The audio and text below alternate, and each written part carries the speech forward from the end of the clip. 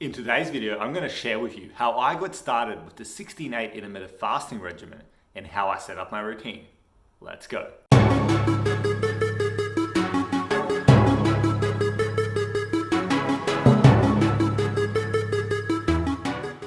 I'm Aleksa, the climate dietitian, sports dietitian, and nutrition coach. Welcome back to one of my videos. Thank you so much as always for clicking and watching. Now, obviously, before we get into today's video, as always, please subscribe, ring the bell. Awesome. So intermittent fasting is one of the most popular approaches to dieting in the new age. I say approach because it's really just a structured way of eating rather than a diet per se. It doesn't dictate what you can and can't eat, just when you eat. But nonetheless, people still think it's the magic solution. It's going to solve all their problems. And then once that gets in their head, they wonder, how do I get started? Okay, I want to get this rolling. How do I get started with intermittent fasting? Well, it's time to share the truth behind intermittent fasting and my experiences with using it and how I got started. Okay, so first let's get something clear. Intermittent fasting is not magic. It's not the best solution out there. There's nothing inherently amazing about it per se. It's just a tool that when used correctly for the right person can have the effect of making the goal achievement a lot easier. And we're talking namely weight loss here. Okay, now that that's out of the way, let's get into what you wanted to listen to, which is my experience and how I set up my own intermittent fasting routine. So the first thing you want to do is decide what intermittent fasting routine should you use. There are so many out there. There are so many different ways to do intermittent fasting, from really good ways to really bad ways and everything in between. And remember, all this is just general recommendations because I'm not assessing you, I'm not coaching you, so I don't know your whole picture and I can't be giving advice like that. But I can give you a stepping stone, a starting point, something to consider so you get the ball rolling in the right way. And with that said, the way you want to get started is through 16-8. That's what I use. That's what I get my clients to use when they want to do intermittent fasting or when I feel it's warranted. And it's the one that's going to be the best one to start on for you.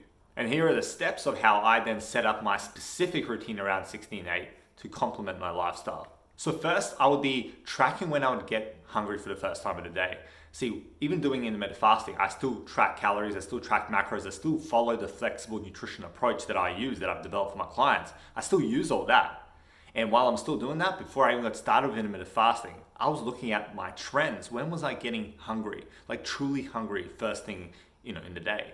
And I was using that as more of a benchmark to then decide when to start that eating pattern. Once I found that time, I then looked at, okay, if I'm doing an 8-hour eating window, when would I realistically be able to finish eating and still feel good and still be able to enjoy life, still be able to live the lifestyle basically that I want to live and feel satiated from the food that I eat. You basically want to set a time, a window where you know you'll be able to get all your nutritional needs in, okay? Because you don't want to be doing intermittent fasting and then at the same time not get all the nutrition in and miss out on good nutrition adequacy. That's not what you want to do because then that's going backwards. So you simply find that 8-hour window, block it off and start from there. For me personally, that was anywhere from 11 to 7 or 12 to 8. It varies from day to day and that is perfectly fine. So a lot of people think that, you can't move either side of it because that's going to be you doing yourself a disservice. So that's going to be leading to, no results from intermittent fasting. Well, the truth is that some deviation doesn't matter, but it's only that big deviations and fluctuations that you don't want to occur. Fasting one day and then not fasting the next, because that lack of consistency means it'll be harder for you to stick to your nutrition and therefore harder to achieve that goal you're trying to achieve. You're simply looking for that effect from intermittent fasting you're trying to create, okay, which is usually going to be feeling fuller in a smaller eating window. That's essentially what I do it for. That's what I do for my clients, is because you're eating the same amount of calories in a smaller window. For some people, not everyone, but for some people, that can help make you feel fuller and make it easier to stick to a lower calorie intake. And that actually brings me to my next part, which is my why. Okay, why did I do intermittent fasting and what was my purpose behind it? Well, look, here's the reality. I only use intermittent fasting when I am on a cut and when I reach a certain level of calories that I realistically know, because I've got a big appetite naturally, I realistically know that if I start early in the day, I may very easily run out of calories by the end of the day, and that's not going to be a sustainable lifestyle for me. I know that I can control calories more so at the start of the day, and because of that, if I start eating later, like 11 or 12, then I can get stuff done in the morning, eat the rest of the day and feel satiated, have maybe a bigger meal here and there, and it kind of works for me. But that's only when it gets to those calories where I know that I can run out of them very quickly. Before that, and especially if I'm not doing a cut, if I'm on a bulk, I don't do intermittent fasting. See, and this is the key thing here. that I'm going to just share with you right now. What I'm doing is being strategic, okay? I'm not relying on intermittent fasting to be this forever holy grail solution that's going to fix all my problems and do it indefinitely. No, I'm using it for what it is, a tool for a specific purpose. And that is how you should be using it too. And then the next step that you need to do is make sure you're still sticking to your calories and or macros, depending what you're tracking. Of course, if you are tracking that stuff, if you're not, different story. But if you're doing the macro-based tracking or calorie-based tracking and you're going down intermittent fasting, make sure you're still sticking to that previous thing. Remember, intermittent fasting is a tool, it's an approach, it's a structured way of eating. You can fit and mix and match with any kind of diet approach that you use. And if you're trying to lose weight, you need to make sure you're in the right calories. Just being in intermittent fasting windows does not mean you'll necessarily be in a deficit. You still have to be aware of calories. Like I said, it's not a magic solution. Just like with any diet, it still comes down to calories. And unless you're really, really good with intuitive eating and knowing your portions, you've been doing it for ages, you still want to stick to those patterns even while doing intermittent fasting. Just the same way I do, just the same way I'll get some of my clients to do, etc., etc. And then the next step is then you simply decide in your 8-hour window how many meals you need to eat and then when to determine when you can hit your caloric needs and your macro needs or your nutrient needs, all that sort of stuff. You just got to make sure you're eating enough meals to still achieve nutrition adequacy. That is key, because without that, you're actually compromising yourself by doing intermittent fasting, not doing yourself a service. For example, for me, knowing what my nutritional needs were with my intermittent fasting regimen, I know that if I eat about every 2 to 3 hours and I know what I exactly have to eat, that's a different story altogether, then I know that I'll hit my targets by the end of the day.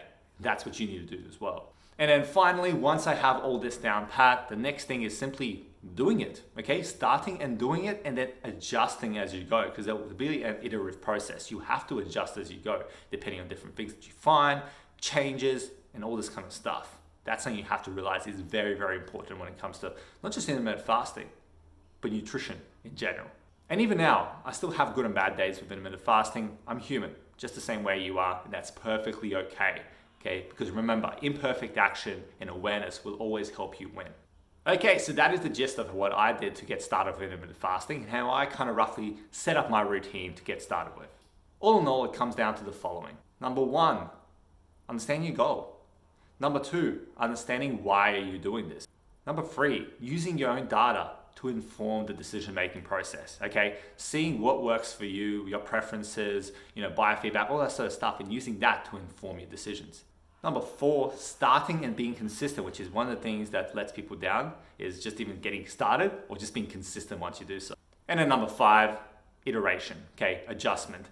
Making sure that you're adjusting as you go, depending on the circumstances. It's really not that complicated. It's quite simple, but it's not necessarily easy, just with all things nutrition. Knowing what to do and how to do it, and then actually implementing it effectively are two different things. So if you want me to personally help you implement the right nutrition plan, or perhaps implement an intermittent fasting regimen if it does suit you, then I can help you there.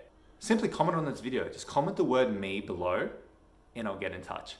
But either way, whatever you decide, at least this video has helped you understand how to get started potentially and what approach to use, aka 16-8.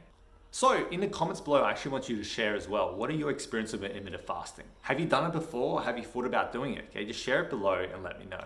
And then of course, if you have any questions about intermittent fasting specifically or my coaching experience, please send me an email to aleksa@theclimbingdietitian.com.au. I look forward to hearing from you.